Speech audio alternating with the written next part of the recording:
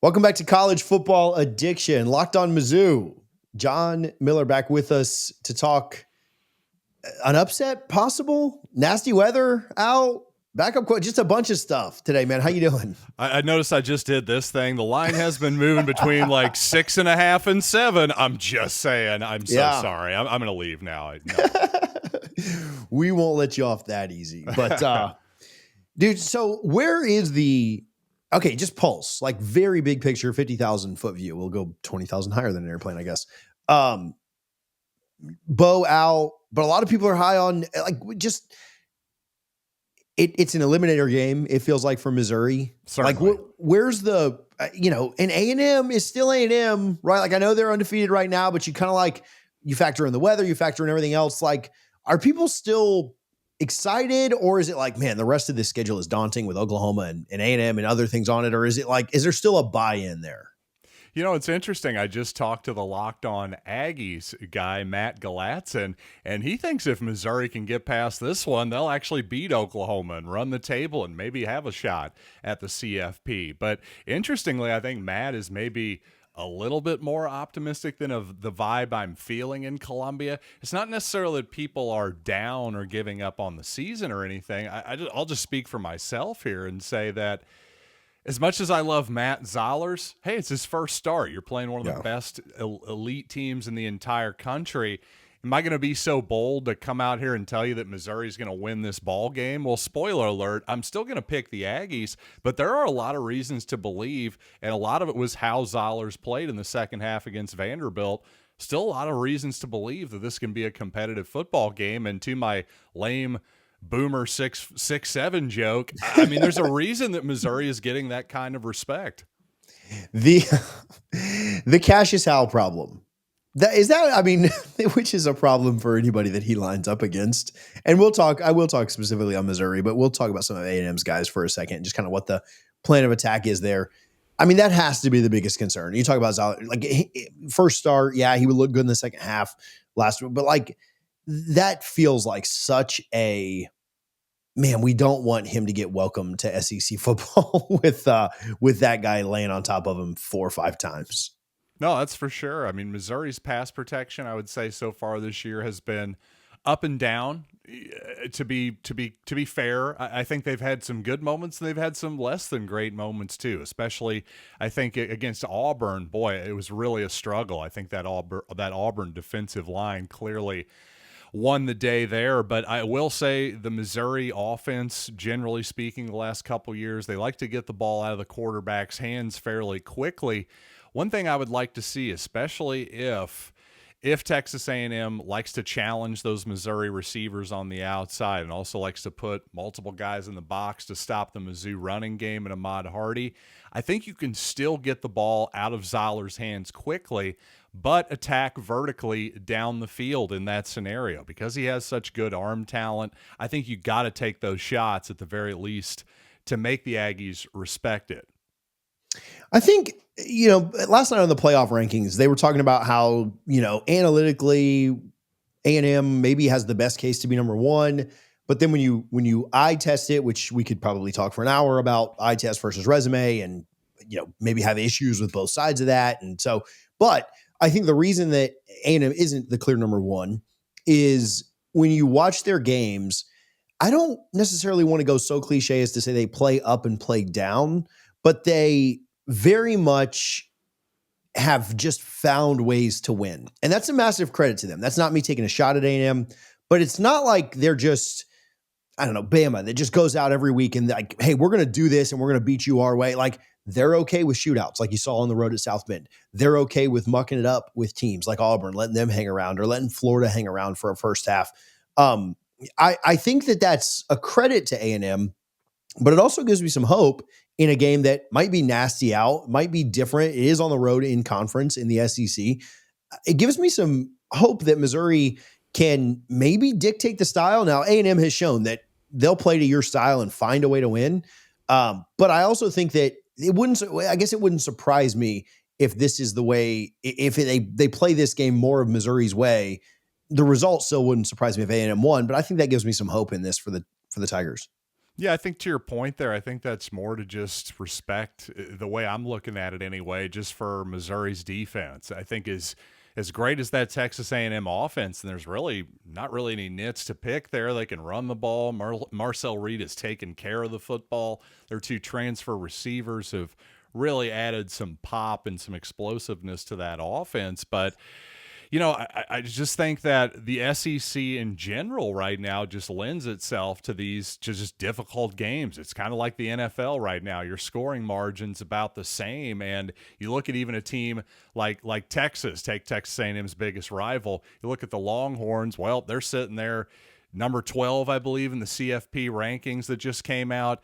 Well, they barely beat in overtime the two worst teams in the league, arguably, in Mississippi State and Kentucky. So I just think it's basically the NFL right now. You don't necessarily know what you're going to get week to week, especially in the regular season. I'll get right back to the video, but first, let me remind you about our friends over at Sleeper. Make sure that you are using the Sleeper app this college football season, whether you're playing in your eliminator leagues, whether you're playing fantasy football, or whether you're playing the more or less game to make some money with us. You can still deposit on Sleeper and get a 100% match up to $100 by using our code CFA. If you just want to click the link in the description, that'll autofill the code for you. It'll download the app and autofill the code. You don't have to do any work. Put your info in, play the more or less game with us, go get the free plays, and make some money with us. Make sure that you read their terms and conditions because terms of use do apply. Appreciate Sleeper for their support here on College Football Addiction. Thoughts on, we mentioned Howell, but like thoughts on the trench matchup in this? Well, Maybe the trench both sides. matchup, on both sides, I think it's much more of a question mark when Missouri has the football. If they're going to be able to give Matt Zollers enough time to be effective with that, Cassius Howell's obviously statistically is the best pass rusher in the SEC so far, just in terms of pressures and sacks, by the way. So hard to argue with that. On the other side of the ball, though, I think that's maybe where Missouri can muck up the game a little bit. I really like that front four for Missouri. Their linebackers are excellent too, and even the secondary is solid. There's really not many nits to pick in that Missouri defense. So Texas A&M's been really as good of an offense as I've seen all year, but this may be their biggest test so far too. You mentioned the explosivity of those guys like Craver and Concepcion. How well equipped, and a lot of that does come down to pass rush, right? Sure. And you can't give Reed all day to throw, and certainly he can get loose on some scrambles and get outside the pocket and hit some deep guys that way too. How well equipped do you think Missouri is to defend against an explosive offense at times like A&M? I think just okay, to be honest with you, and I think a lot of it will come down to how much pressure they can get on Reed. And Reed is the type of player, he's not only a really good runner, but he's the type of guy who gets rid of the football too. I mean, he's not the type of guy who's going to take a bunch of sacks. So even if you don't actually get to him and actually bring him down for a loss, if you just force him to get rid of the ball more quickly and say just, check down instead of getting it down to Craver and Concepcion, I think that could be the difference in the game for Missouri potentially. If you had to predict so Missouri wins the game, how many rushing yards does their horse have? I think Ahmad Hardy, the horseman, by the way, a guy who loves to ride a horse, quite literally. Ahmad, I think it's a 100-yard type game for him because if Missouri wins, they're more than likely, hopefully they're trying to run the clock out in the fourth quarter too, at least on the last drive or two. So, yeah, I think 100 yards plus is a pretty safe bet for Hardy in a Missouri victory. I kind of expect – this feels like a game, which I don't even think you could argue the other side. Obviously, I think this means so much more for Missouri than it does A&M. A&M has so much wiggle room in this. Now, an A&M win also probably means that they've locked it up. That's the thing. They basically clinch it. But they have that get out of jail free card. In fact, they probably have more margin for error. Yeah. I mean, does that inspire, a better effort? Not that Missouri's effort's been bad. I don't want to paint it like that at all. But just does that inspire a better effort? Like you're playing at home with the top 3 team coming in town and you have got everything to lose, but kind of nothing to lose at the same time. Yeah, I mean, it's always tough to accurately predict those type of things, but I think we've seen that before. I mean, that's basic human nature. If you're Texas A&M, of course you're aware of the situation that you just described, which is, hey, we've got a little margin for error here. You know, the truly great teams can kind of push through that type of mentality. Yep. Is Texas A&M truly that type of, great team that's going to win the national title? We'll see. Again, I think as much of a focus is on how Texas A&M is going to play, Missouri's a very formidable opponent too. I'll just say, for all you listeners out there who probably expect me to pick Missouri, I just can't quite go that far. As much as I would love to see the Tigers win, and I think they can, I think it would be a little bit ridiculous and disrespectful of A&M to pick the Tigers in Matt Zoller's first start, despite that I'm a huge fan of the guy. I love the guy's talent. He's still a true freshman, though. Maybe he'll ball out on Saturday. But for me to actually pick that straight up, I think that'd be a little silly. What big picture here? Eli's name is mentioned all over the place. Sure for is. stuff. Mm-hmm. Do you think that's there's no way it can't be somewhat of a distraction? Sure. But how well do you think they handle that internally? Yeah, I don't know. The distraction thing this week, I'm not sure I buy into that so much. And I do think that I do think that Eli Drinkwitz, if I had to bet on it today, I think he'll be back at Missouri next season. But I understand why his name comes up for all of these high-profile jobs, of course. I just think we're in a little bit different of an environment here, to where if you're Eli Drinkwitz, you're already in the SEC, you've already established yourself at Missouri as the king of the University of Missouri. You're on top of the perch. You're the most powerful guy in the system. And when you go to Auburn, when you go to Florida, when you go to Penn State, you go to LSU, as soon as you go there, whether you're Drinkwitz or anybody else, well, the clock has started. Suddenly, I'm telling you, you have one bad upset loss 4 weeks into your tenure, and suddenly your seat starts to get a little hot. I mean, down in Auburn, Gene Chizik was fired 2 years after a national championship. Yeah. Quite simply, that's just not going to. Yeah. That's just not. Yeah, exactly. Perfect point. So that's just quite simply not going to happen at the University of Missouri. That's unfathomable. So that's something to factor in. Yeah, the other big name is Lane. And my take, and not just because I don't want to see him at UF, and it's not even like I'm scared of him winning, 7 titles or something stupid. Right. I just don't want their fans to have fun. That's really what it is. Like, because Lane is fun. But if I'm Lane Kiffin, like, Ole Miss is going to pay. I don't know if they're going to pay the 13 or 15 million that reportedly. I don't see why they wouldn't. Honestly, why wouldn't they do that? Yeah, I mean, really, you should. Because that's where we're all trending toward. You're either going to do it now or you're going to do it in 3 years. And again, to your point there, I'll just make your point for you a little bit, add on to it. Missouri, say Eli Drinkwitz makes $10 million, I think, a year right now. He's 10th in the country, tied, I think, maybe even with Kiffin for that high in the nation as far as coach salaries go. Well, Missouri's just now, we're putting a $250 million north end zone complex. You're telling me we're gonna cheap out on like $2 or $3 million a year on the coach? That just makes absolutely no sense. It doesn't make any sense for Ole Miss either, in my opinion. Yeah, that's where I'm at and that's where we're at with Lane. He wins 10 games a year there forever. They're going to build him a statue. Hey, 5-10 years ago, this would be a different discussion. College football has changed so much in the 2020s. I think it's a totally different calculation for these guys now. Again, as long as you're in the SEC or the Big Ten, this idea of the blue blood status, it's not what it used to be. I'm not saying it's nothing, but there's a real risk, obviously, to changing jobs. Is that extra status, is that worth it? I just don't think it's going to be in the case of Lane and Eli.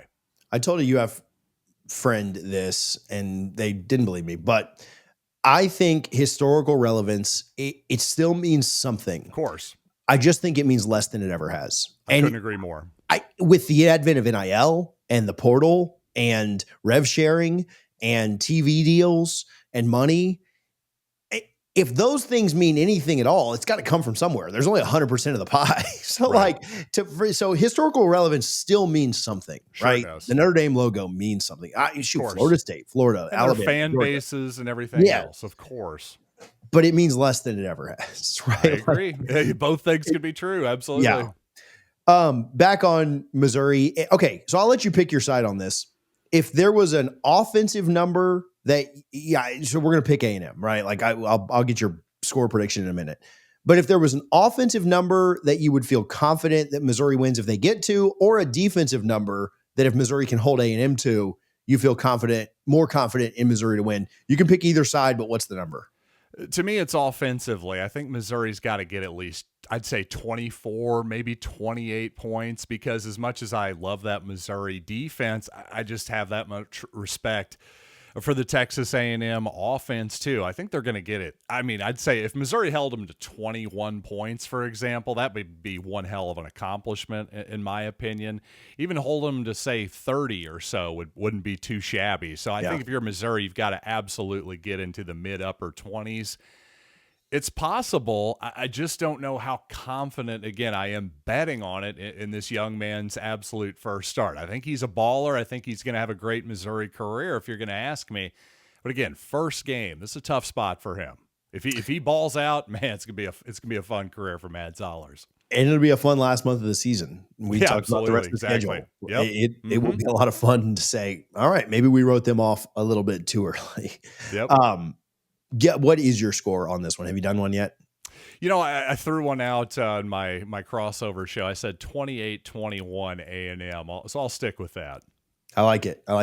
I need to write mine down because I do a bunch of them on Monday, and then by the time I get to like Wednesday, Thursday, I'm like, what did I pick? Their sign again? Like 4 different ones. So I should actually write them down on Mondays when I do my first show. But right, John, where can people follow you, find all your content and your work? Well, Locked On Mizzou, YouTube, Spotify, Apple Podcasts, wherever you listen to podcasts, of course, and even in short form, TikTok, Instagram, all that good stuff. Social media at Locked On Mizzou. Awesome, man. I appreciate it. Good luck this weekend. Appreciate you, TJ.